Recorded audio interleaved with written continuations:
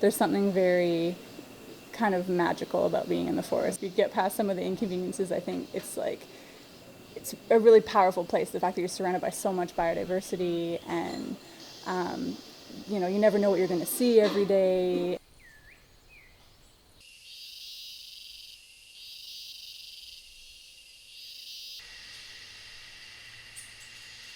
This rainforest it really comes down to serendipity.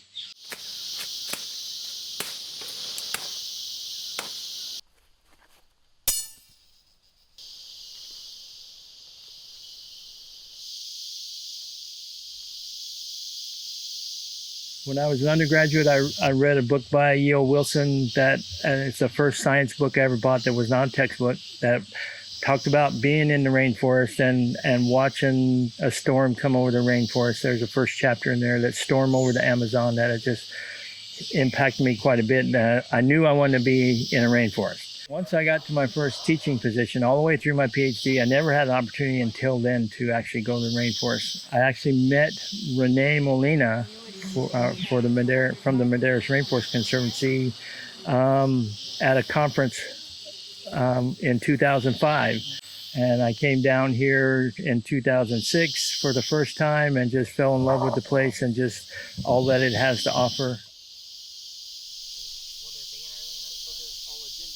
I teach classes, conduct a lot of research, trying to reach out to other organizations, do a lot of public outreach, and then I serve on the board of directors. My main role in the board of directors is to help advise on ecological sort of concerns and issues.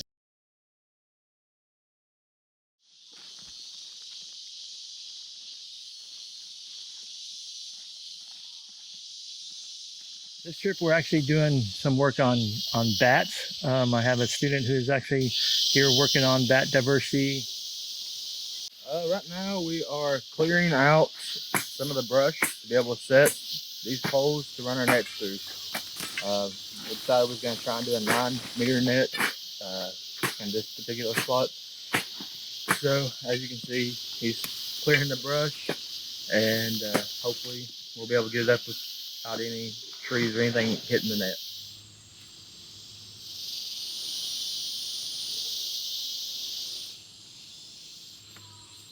I was already interested in bats from other summer activities that I've done with TWRA. So that just coming to Costa Rica and getting the experience here is just another thing I could put on a resume. So.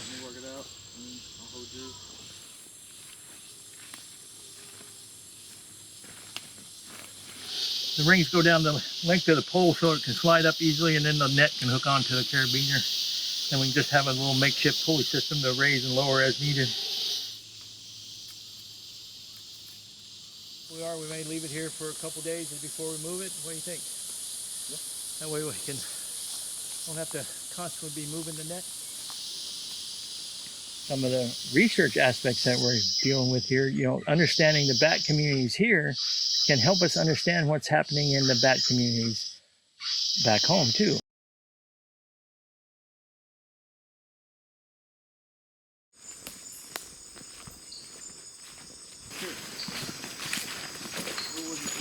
Me and Dr. Brandt, my mentor, are actually doing some research with bats. We're using a new device. It's called the Echometer Touch 2. It's a fairly new device. It plugs into your smartphone and it picks up echolocation that is given off by the bats, and we're just testing it to see if it's accurate compared to other devices that are on the market today. There's probably multiple species in there. Yeah, there you're actually, it's audible, turning it audible for us, the chirping. It's just, almost lottery, being in the right place at the right time. We're in the right habitat. They're in a good spot. We know they've traveled through here, so just gotta be lucky enough that they're passing through here at the time we're here. With using the Echometer Touch 2, if it shows to be fairly accurate here, then we would have high hopes that it would be accurate with more common bats that are in the States.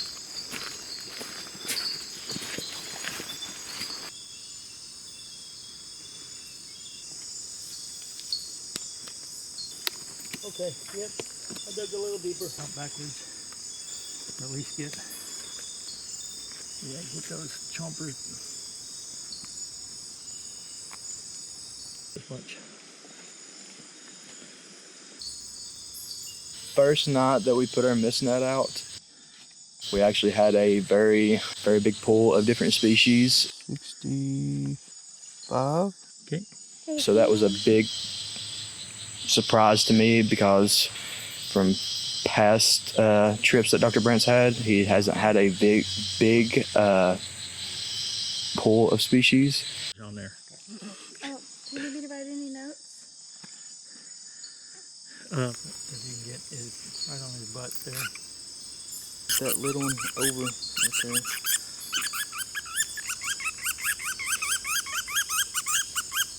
Ew, just,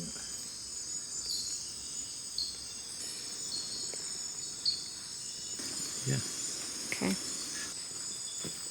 We're following up on some past research on bats that we're looking at how the bat community changes across the landscapes. Bats, for one, there are many species that eat insects. So your mosquito population, for one, would go out the roof if a bat population was to decline or even go extinct.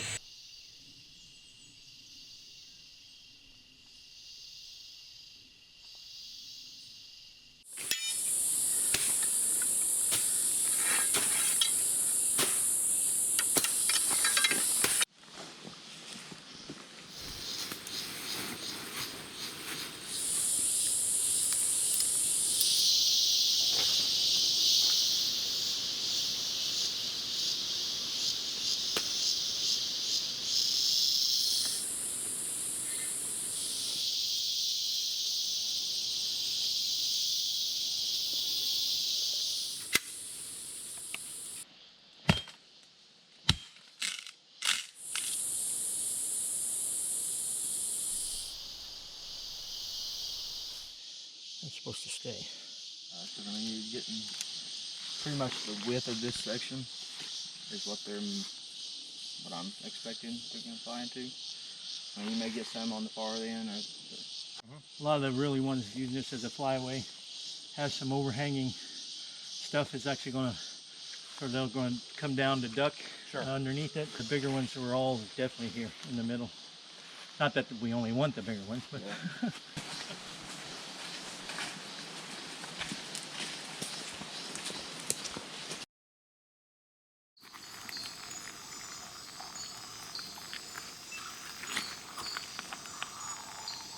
If the camera's triggered, it'll then be here.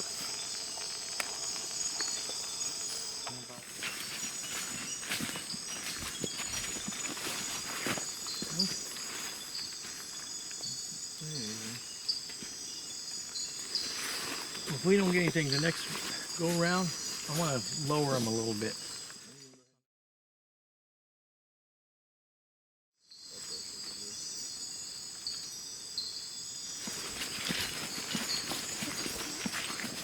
I thought I saw movement, but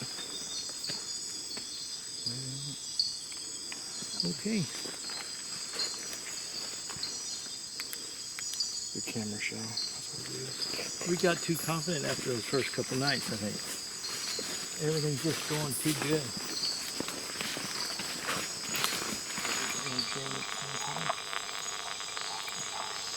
Scholarship to come here. Oh. I have to present. Oh, okay. A student like Hunter transferred in with an associate's degree, so he doesn't have but 1 or 2, summers to get it underway. Mm-hmm. So if he isn't advised that first year or isn't ready that first year he's here or at the university, then he really only has 1 shot at it.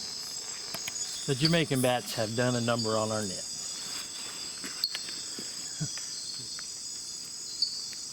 Right there, you're not likely to feel much.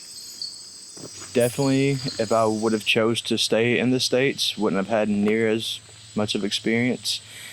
Just one, being in a new country being able to work with different species of bats where I'm used to working with species that are in Tennessee.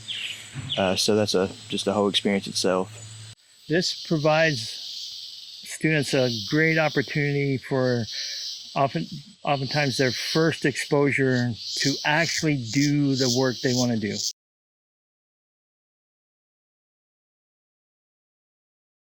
Oftentimes we're looking to identify common ecological principles or processes that can be applied across different ecosystems or habitats. Thinking about, even here we've got all the mosquitoes that we have here. You can't walk through the forest without getting a mosquito bite, even if you've got bug spray. And the bats help keep those at least somewhat in check. I can just imagine what it would be like if the bats weren't here. We would just be carried off by mosquitoes. But compare that to the U.S. If we have white nose syndrome that's reducing all the bat populations and we're losing many bat species, it's very possible that if we lost all those bats, we would then have the insects that explode in population, mosquitoes in general, or in particular, and those mosquitoes are carriers of many diseases that we could be looking at outbreaks of, potential malaria or dengue fever or other sort of insect-borne diseases that the bats sort of keep in check because they keep the population of insects down.